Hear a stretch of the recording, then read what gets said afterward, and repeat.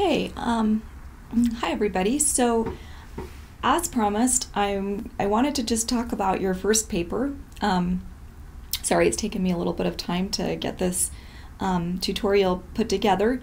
But before we talk about the paper itself and some student submissions that really worked well, in fact, that earned them, very high grades, I did want to just draw your attention to the Canvas course page, and in particular this page called Paper Instructions and Rubrics. So we're going to click on that.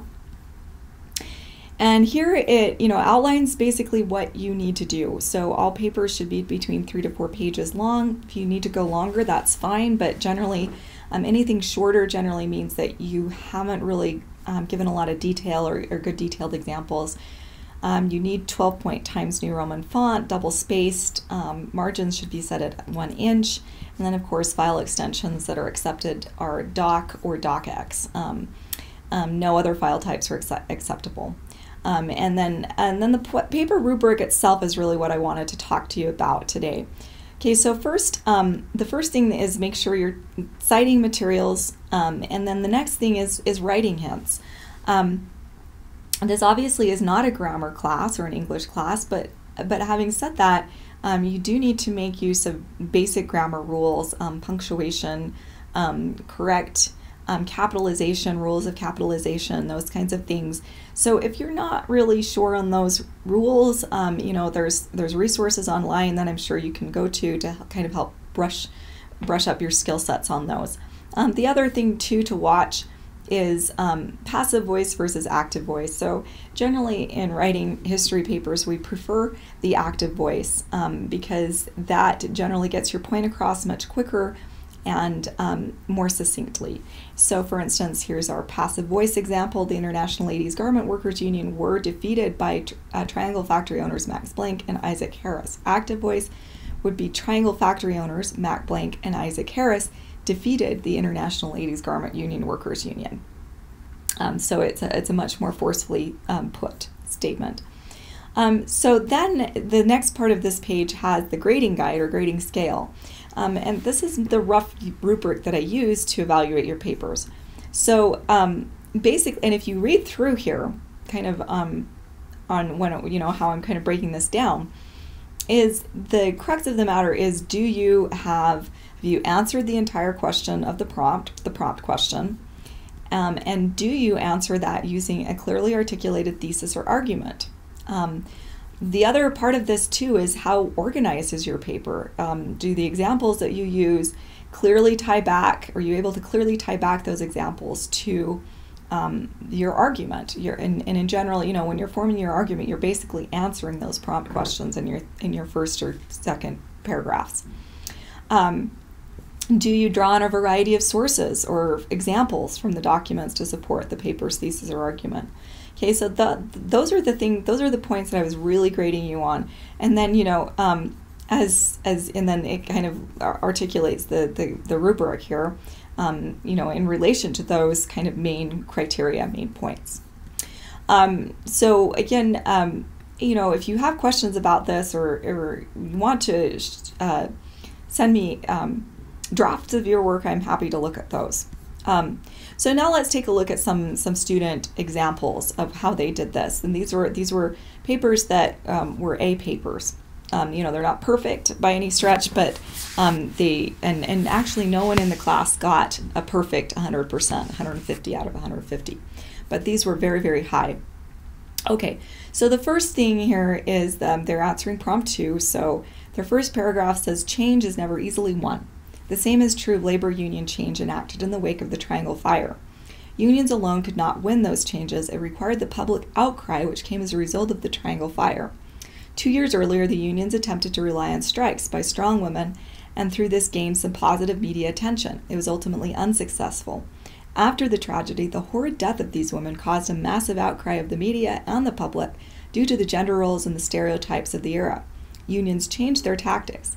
By abandoning their previous portrayals of working women as strong, independent, and stalwart character, they were able to use media's portrayal of the victims to capture public support, making their cause into the public's making their cause into the public's cause is what transformed their demands into significant reforms. Okay, so this is an outstanding thesis paragraph. First of all, it's a very clever argument in really looking at how the unions changed their tactics, and specifically they outline how the unions changed those tactics, and give us a kind of a direction as readers as to what we're going to expect to read about in this paper. That the paper will focus on how the unions abandoned their previous portrayals of women as working women, as strong, to kind of really adopting the media's portrayal of these victims as victims, in fact, to capture public support. Now, the only thing that I think this student could have done a little bit stronger is my comment here, where I say nice argument, but also use this paragraph as a space to give us some introduction. What was the Triangle Fire? When did it happen? Who was involved? So in your first paragraph, don't just talk about what just articulate your thesis, but give some background information. And then we see that in the remaining body of this paper, this student follows the organizational logic that they really call into order in their thesis paragraph. So we talk about the 1909 strikes. Then we talk about the fire itself, that these people, very people who were out striking, become victims. And then finally we talk about how union leaders could ride on the tailcoat of these media reports to further their cause. We have an example to back that up, with citations, and then a really nice conclusion here as well. Galvanization of the populace would not have been possible without the generally accepted but inherently sexist idea that the public should have protected its reliant and powerless women. In addition, it would not have been possible without the widespread media attention afforded to the fire and the portrayal of the dead women in particular as victims. So this student again rearticulates that paragraph, or that thesis paragraph, in their conclusion and wraps it up. So this is a really strong example of a well-crafted paper. Again, the only caveat that would have made it a little stronger is some introductory content in the first paragraph that kind of orients readers as to what the Triangle Fire was, etc., etc. So our next paper, another strong one, and they start out with maybe a little bit roughly worded here, but kind of talking about September 1909, young women working in New York met secretly to hear representatives from the International Ladies Garment Workers Union. So this is really kind of a clever way of starting the introduction, starting it off with an eye-opening or a kind of a attention-getting start, where you craft the kind of the setting of this clandestine labor union meeting, and then you go then you kind of move into your argument, where it talks about after the fire of March 25th, instantly both unions responded with recovery aid to affected families and expressed actions of mourning and support. The magnitude of the devastation and the publicity that followed forced the government to address the union demands, as seen in the article The Washington Post Fire, personal account of Frances Perkins in her article The Roosevelt I Knew. So, my comment here is nice thesis paragraph. You have a strong argument to show how you are going to support that argument. And that's another key point to think about, too, is in your thesis paragraphs, don't just answer the question or form an argument, but also kind of give an idea as to how you're going to craft that argument. And I believe, and then follow that organizational logic that you set up in your thesis in the body of your paragraph, or in your paper. So and this student, he or she, can't remember which, does that quite well throughout. So the final example here, again, really strong. This student has all that introductory background. Happens on this day. The fire to this date is the deadliest industrial disaster in the history of New York City.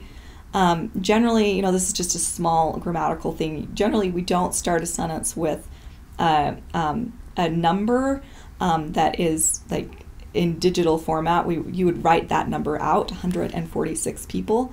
And if that's kind of awkward, you would find another way to word that. So some good background information.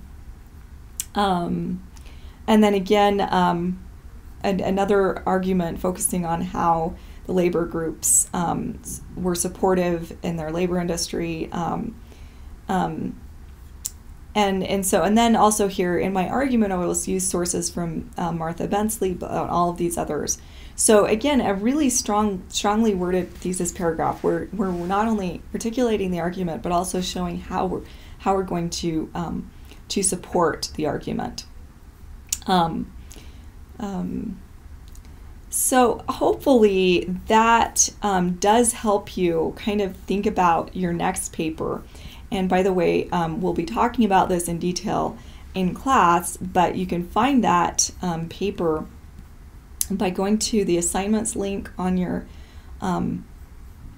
Canvas course page, scrolling down to, let's see, paper 2, Hiroshima. And so here you'll be answering in your thesis paragraph. First, you'll want to, again, give some introductory content about, what this paper, what the book is, that you're talking about. And then you're answering what's the central message of the book, why is he writing the book, why does he choose the individuals that he profiles in the book, and how do these people, all of them, contribute to Hershey's overall message. So he chooses the individuals that he does for specific reasons. Why is that? How do these people contribute to the message of the book? And again, we'll be talking about that in class, but that's where you would find that paper prompt. So hopefully this is helpful. Again, if anyone wants to talk about their paper on an individual basis, I would welcome that. They're coming during office hours, or if office hours do not work for you, we can set up another time to do that.